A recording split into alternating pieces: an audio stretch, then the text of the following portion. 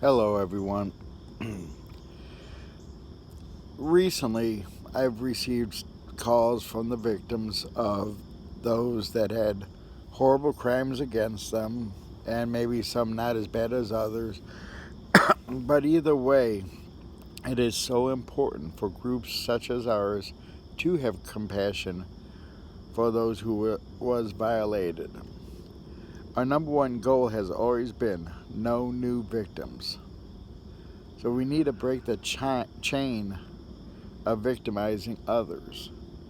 And one way we can do that as a community and as a nation is by helping these folks out upon their release, such as with housing, employment, help them find counseling, programming that can help them better themselves no matter what their past is like.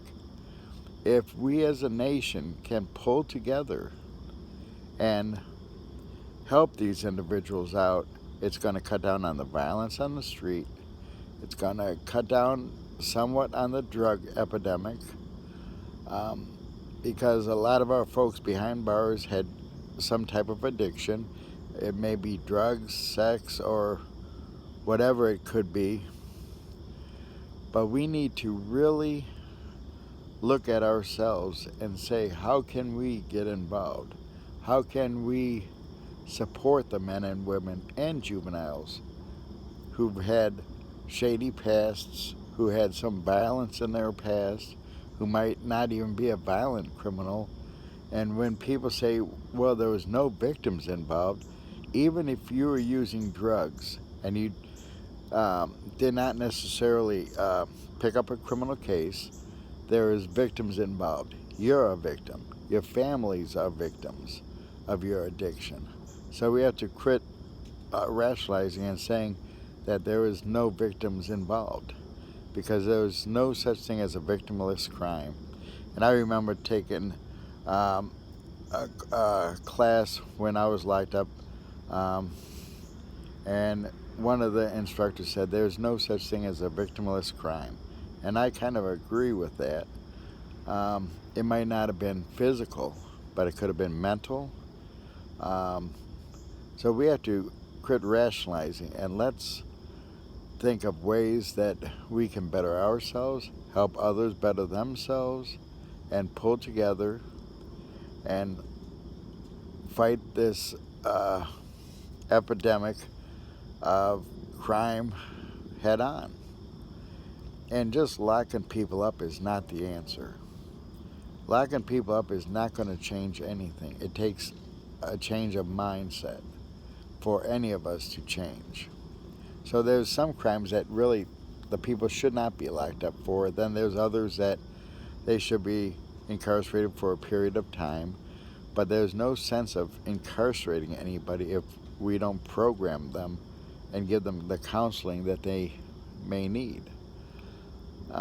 And I've noticed recently that so many people are coming out of prison without having to take any programming, and that has not taken any programming, and that's not going to help the situation.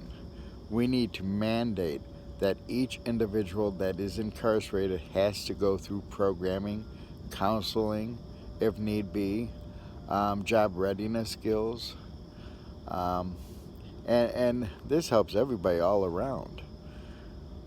We could use some of the money that is being paid to the parole board, knowing that down to 9 members compared to the 12, put that money towards reentry counseling, and I think that would benefit the public more than anything. But if we don't give these folks a chance to come out, they're going to be pushed into the corner and they're going to feel like they have to fight back.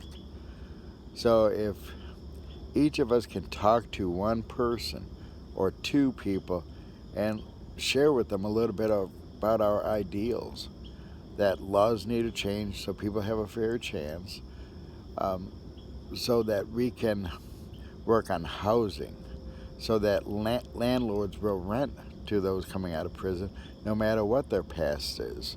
Right now, the state of Ohio, and I'm not sure about other states, they're releasing people homeless on the street. And when we do that, we're pushing people into their criminal behavior because they're going to do whatever it takes to survive. So let's break the chain. Let's hold hands and let's unite as one. When we do that, you're going to see a bunch of changes take place. Behavior will change because they're going to feel like somebody cares about them. We need the churches involved. We need organizations involved. Black Lives Matter and all these different groups that, have something in common ground. One is, I think we all want to see the violence in the street to be cut in half or even to very little, if any. And to do that, we need to help these folks out. So who's going to join us today in this? If you're able to make a small donation of any amount, please do so through our website, www.fairtreatmentreformandreentry.org. Again, it is www.fairtreatmentreformandreentry.org. Or feel free to give us a call at 614-404-4924. And let's work together. When you have an army of people, things will change.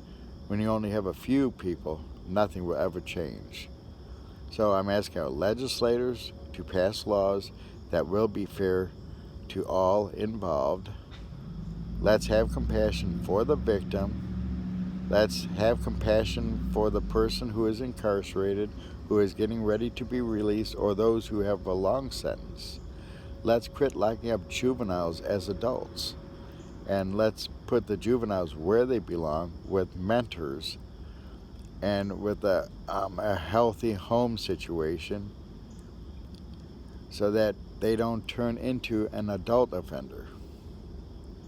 It aggravates me so much when I see these young boys and girls getting sentenced as adults. One state recently, I don't know if it's recently, but within the last few years, gave two 12-year-olds life sentences in the adult prison along with a 15-year-old. Yes, their crime was bad. It was a murder case. But 12-year-olds don't have the brain capacity as adults do. And incarcerating them in an adult prison where they could pick up bad habits or worse habits, maybe they're even better themselves, but that's not the answer. The answer is let's hit home where they need the help. So folks, I'm asking you to join us. Join us at our protests, at our conferences, our reentry conference that we have every year. Join us at meetings throughout the state. If you have any suggestions on fundraising, please let us know. It's almost impossible to run an organization without any type of funding. We have printing we need to have done. We have day trips throughout the state of Ohio that takes gas, and people are using their personal cars for it. We need a help with the gas. We need churches to collect personal hygiene items for these folks so that we could give them a personal hygiene bag upon their release. At least some of them. I know we probably won't hit each and every one of them, but it's a start. Someday I would like to take one of the institutions and be able to donate a Christmas bag to all the inmates with personal hygiene items. That's something we would have to get approved in the future. But let's help the less unfortunate than us. I was one of them at one time, and I was raised in a Christian home. It was nothing that my parents did. It was all that I did that was wrong. It's nobody to blame but myself. So feel free to contact us. You can even email us at fairtreatmentreform@gmail.com, folks. Have a great day, and let's unite. Thank you.